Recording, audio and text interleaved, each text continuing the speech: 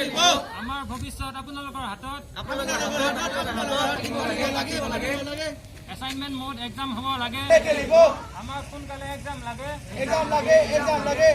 30 ছেপ্টেম্বৰৰ ভিতৰত ৰিজাল্ট লাগে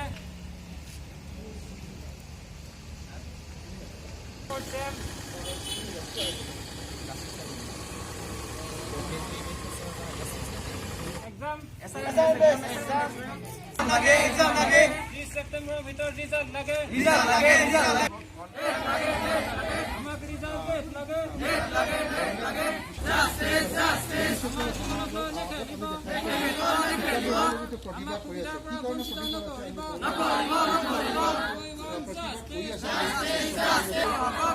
আমাৰ জীৱনক লৈ হেতালি নকৰিব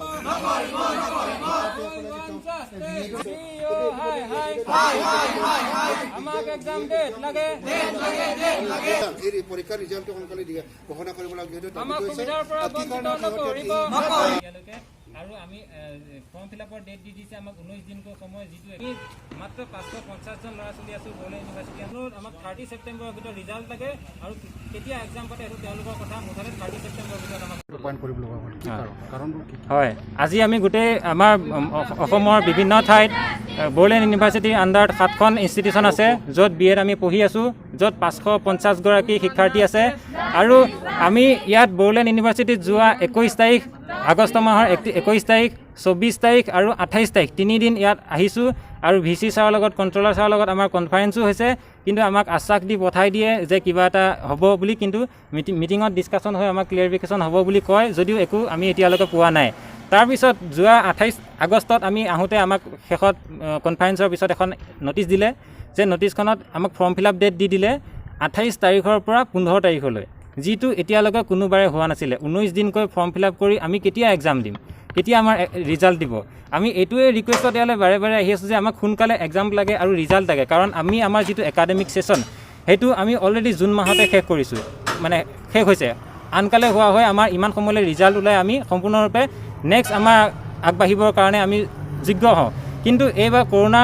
মহামাৰীৰ কাৰণে অলপ পিছুৱাইছে হয় কিন্তু তাৰ বাবেতো আমাক গাইডলাইনো দিছে UGCয়েও গাইডলাইন দিছে যে আপোনালোকে কমপ্লিট অনলাইন মোডত এছাইনমেণ্ট মোডত এনেকৈ এক্সামবোৰ পাতিব পাৰে কিন্তু এইবোৰ ফ'ল' কৰিয়ে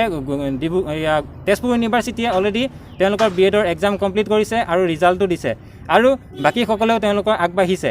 তেওঁলোকৰ এক্সামৰ ডেট দি দিছে কিন্তু আমাৰ বড়োলেণ্ড ইউনিভাৰ্চিটিয়ে এতিয়ালৈ তেনেকুৱা একো কৰিব পৰা নাই এই ক্ষেত্ৰত আমি আহি কেইবাবাৰো ৰিকুৱেষ্ট কৰিছোঁ যদিও কোনো তেওঁলোকে ল'ব পৰা নাই এতিয়া আমি যোৱা এইকেইদিন দেখি আছোঁ নিউজত দেখি আছোঁ যে গুৱাহাটী ইউনিভাৰ্চিটিয়েও প্ৰতিবাদ কৰি আছে আৰু প্ৰতিবাদৰ ফলত যোৱাকালি আমি নিউজতো এটা পাইছোঁ যে তাত ধুনীয়াকৈ স্পষ্টকৈ কৈ দিছে যে 3খন বিশ্ববিদ্যালয় বড়োলেণ্ড বিশ্ববিদ্যালয় গুৱাহাটী বিশ্ববিদ্যালয় আৰু ডিব্ৰুগড় বিশ্ববিদ্যালয় তেওঁলোকৰ BEdৰ এনেকৈ কৈ দিছে যে ইণ্টাৰ্ণশ্বিপ কমপ্লিট নকৰাকৈ তেওঁলোকে কেনেকৈ এক্সামত আহিব পাৰে বুলি কেইগৰাকীমান ছাত্ৰ ছাত্ৰীয়ে তাতে প্ৰশ্ন উত্থাপন কৰিছে এতিয়া আমাৰ মুকলিভাৱে আমি আপোনালোকক জনাব বিচাৰোঁ যে বহুতসকলে নাজানে আমাৰ বড়োলেণ্ড ইউনিভাৰ্চিটিৰ আণ্ডাৰত যিসকল ট্ৰেইনীয়ে BEd পঢ়ি আছে তেওঁলোকে অলৰেডি যোৱা 3rd ছেমিষ্টাৰটোতে 4মহীয়া যিটো internship school internship NCT guideline মতে যিটো এজন টিচাৰ হ'বৰ কাৰণে মাষ্ট লাগে সেইটো আমি অলৰেডি কমপ্লিট কৰিছোঁ গতিকে আমাৰ অনুৰোধ হ'ল আমি মাত্ৰ 550 জন ছাত্ৰ ছাত্ৰী আছোঁ আমাৰ দাবীটো এই যে আমি এইটোৱে বিচাৰোঁ যে 550 গৰাকী ছাত্ৰ ছাত্ৰী গতিকে আমি অনলাইন মোডত এছাইনমেণ্ট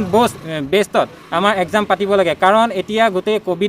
ক'ভিড হৈ আছে চবফালে কিছুমান ইনষ্টিটিউশ্যন ক'ভিড হস্পিটেলো হৈ গৈছে গতিকে আমি অফলাইন এক্সাম দিব নোৱাৰোঁ গতিকে আমাক অনলাইন মোডত এক্সাম হ'ব লাগে আৰু ছেপ্টেম্বৰ 30ৰ আগত আমাৰ ৰিজাল্ট কমপ্লিট উলিয়াই দিব লাগে যাতে আমি আমাৰ আগন্তুক কামবিলাকৰ বাবে আগবাঢ়িব পাৰোঁ এই আমাৰ দাবী 550 জন ট্ৰেইনিৰ ভিতৰত তাতে ডেপুটেশ্যনো আছে তাৰে ভিতৰত আমি প্ৰায় 150ৰ ওপৰত ষ্টুডেণ্ট টেট কোৱালিফাইড হৈ আছোঁ যিসকলে আমি অহা ছেপ্টেম্বৰ মাহৰ ফাৰ্ষ্ট উইকত যিটো হ'বলৈ গৈ আছে আমাৰ হিমন্ত বিশ্ব শৰ্মা ছাৰে মানে ঘোষণা কৰিছে হাইস্কুল আৰু LP UP ছেকেণ্ড ফেজ এইসমূহত আমি এপ্লাই কৰিব লাগে বা কিছুমানে হয়তো এইটো নহয় বেলেগ অপৰচুনিটিলৈও যাব লাগে গতিকে আমি একেটা ছেশ্যনতে যদি এনেকৈ ইমান দিন ওলমি থাকোঁ গতিকে আমিতো বেলেগ হেৰিলৈ আগবাঢ়িব নোৱাৰিম গতিকে আমাৰ এইটোৱে দাবী যে আমাক 30 তাৰিখৰ ভিতৰত ৰিজাল্টৰ ব্যৱস্থা কৰিবই লাগে নহ'লে আমি ইয়াৰ পৰা আজি অনশন আমি কাৰ্যসূচী সমাপ্ত নকৰোঁ 30 তাৰিখৰ ভিতৰত আমাক ৰিজাল্ট আহিবই লাগে বড়োলেণ্ড ইউনিভাৰ্চিটিয়ে তাৰমানে UGC গাইডলাইন মানা নাই বড়োলেণ্ড ইউনিভাৰ্চিটিয়ে UGC গাইডলাইন মানিছে নে নাই সেইটো আমি এতিয়া ক'ব নোৱাৰোঁ কিন্তু সুপ্ৰিম কোৰ্টে কৈ দিছে যে 30 ছেপ্টেম্বৰৰ ভিতৰত যিকোনো মোডত এক্সাম কমপ্লিট কৰিব লাগে তাৰে আমাৰ UGCয়ে যিবোৰ গাইডলাইন দিছে তাত অনলাইন বেছ এক্সাম আছে এছাইনমেণ্ট মোড এক্সাম আছে সিদিনাখন UGC ছেক্ৰেটাৰীয়ে ধুনীয়াকৈ মেনশ্যন কৰিছে গতিকে এইসমূহ কিয় পালন নকৰে তেওঁলোকে আমি ইমান ৰিকুৱেষ্ট কৰি আছোঁ ইমান মেমৰেণ্ডাম দিলোঁ আজিলৈ 3 দিন লগ কৰিলোঁ কৰিম বুলি কৈ আমাক তেনেকুৱা এতিয়ালৈ একো ক্লিয়াৰিফিকেশ্যন নাই গতিকে আমাক আজি ক্লিয়াৰিফিকেশ্যন লাগে আমাৰ দাবী এই যে 30 ছেপ্টেম্বৰৰ ভিতৰত আমাক ৰিজাল্ট দিব লাগে বা এনি হাও তেওঁলোকে আমি ফৰ্ম ফিল আপ অলৰেডি কৰিলোৱে 15 তাৰিখলৈ ফৰ্ম ফিল আপ দিয়াৰ কি প্ৰয়োজন আছে 19 দিনকৈ ফৰ্ম ফিল আপ কি প্ৰয়োজন আছে গতিকে সেইবোৰ যেনেকুৱা যি কৰে কৰক মুঠতে আমাক 30 ছেপ্টেম্বৰৰ ভিতৰত কিমান ষ্টুডেণ্ট থাকিব পাৰে university under 550 only student Bodoland university BEd কৰি থকা কিন্তু টেট পাছ ল'ৰা ছোৱালী 150 মান আছে গতিকে আমাৰ দাবী এই যে এছাইনমেণ্ট মোড এক্সাম হ'ব লাগে যিটো বহুত স্পীডত তেওঁলোকে কমপ্লিট কৰিব পাৰিব আৰু আমি 30 ছেপ্টেম্বৰৰ ভিতৰত ৰিজাল্ট বিচাৰোঁ যিটো সেশন থাকে আমাৰ সেমিষ্টাৰ বেছ যিহেতু এক্সাম হয় যিটো জুনত সেমিষ্টাৰ শেষ হৈ যায় কিন্তু বৰ্তমানলৈকে আমাৰ কোনো এক্সাম এতিয়ালৈকে হোৱা নাই আমি গম পাইছোঁ যে যিটো পেণ্ডেমিক চলি আছে কৰোণা পেণ্ডেমিক সেইকাৰণে ডেটটো লেট হৈ গৈছে সেশনটো লেট হৈ গৈছে তথাপিও এইবিলাক কথা তেওঁলোকে সব মনত ৰাখিও TU আৰু DU অলৰেডি BEdৰ 4th সেমিষ্টাৰৰ ষ্টুডেণ্টখিনিৰ ডেট দি দিছে যাতে এক্সামবোৰ হ'ব পাৰে আমাৰ অলৰেডি যিবোৰ সিলেবাছ আছে কোৰ্চ আছে তাৰ 60% কাম অলৰেডি আমি কমপ্লিট কৰিছোঁ ডেইলি আমি এছাইনমেণ্ট সেমিনাৰ সব আমি অনলাইনে অলৰেডি জমা দিছোঁ 60% কাম শেষ হৈ গৈছে বুলি আমাৰ কলেজৰ অথৰিটিবিলাকে জনাইছে কিন্তু বড়োলেণ্ড ইউনিভাৰ্চিটিয়ে এতিয়ালৈকে আমাক কোনো এক্সামৰ ৰুটিন দিয়া নাই কি মোডত এক্সাম হ'ব কোনোবোৰ একোবোৰ কোৱা নাই আৰু 30 তাৰিখৰ ভিতৰত যিহেতু সুপ্ৰিম কোৰ্টে এক্সাম পাতি শেষ কৰিব দিছে তথাপিও তেওঁলোকে এতিয়ালৈকে আমাক এক্সামৰ প্ৰগ্ৰামো দিয়া নাই আৰু কেনেকৈ হ'ব এক্সাম কোৱা নাই আমি আমাৰ মাত্ৰ এটাই দাবী যে 30 ছেপ্টেম্বৰৰ ভিতৰত আমাৰ BEdৰ 4th সেমিষ্টাৰ বিশেষকৈ ষ্টুডেণ্টখিনি আমাৰ ৰিজাল্ট দি দিয়ক আমি সেইটোৱে বিচাৰোঁ যিহেতু আমাৰ ইণ্টাৰ্ণশ্বিপো কমপ্লিট হৈ গৈছে এক্সাম নোহোৱাৰ কাৰণে কিছুমান আপোনালোকৰ অপৰচুনিটি আহি আছে আমাৰ বহুত অপৰচুনিটি লষ্ট হৈ গৈছে তাৰ বাহিৰে একাডেমিক ইয়েৰটো আমাৰ বিশেষকৈ লষ্ট হৈ যাব বেলেগ যদি আমি হায়াৰ ষ্টাডি কৰিব বিচাৰোঁ যিহেতু এতিয়া এডমিশ্যন ষ্টাৰ্ট হৈ গৈছে তাৰ কাৰণে আমি আমাৰ ৰিজাল্ট শ্বীট চাৰ্টিফিকেট সেইবোৰ আপলোড দিব লগা হয় যিটো আমি কৰিব পৰা নাই নেক্সট কিবাকিবি যিবোৰ অপৰচুনিটি থাকে সেইবোৰ আমাৰ কাৰণে লষ্ট হৈ গৈছে সেইটো তেওঁলোকে সদায় কনচিডাৰ কৰিব লাগে আমি বাৰে বাৰে ইমান আঁতৰৰ পৰা ইমানবোৰ ষ্টুডেণ্ট সদায় আহি আছোঁ তেওঁলোকৰ কোনো একো এতিয়ালৈকে ক্লিয়াৰিফিকেশ্যন আমাক দিয়া নাই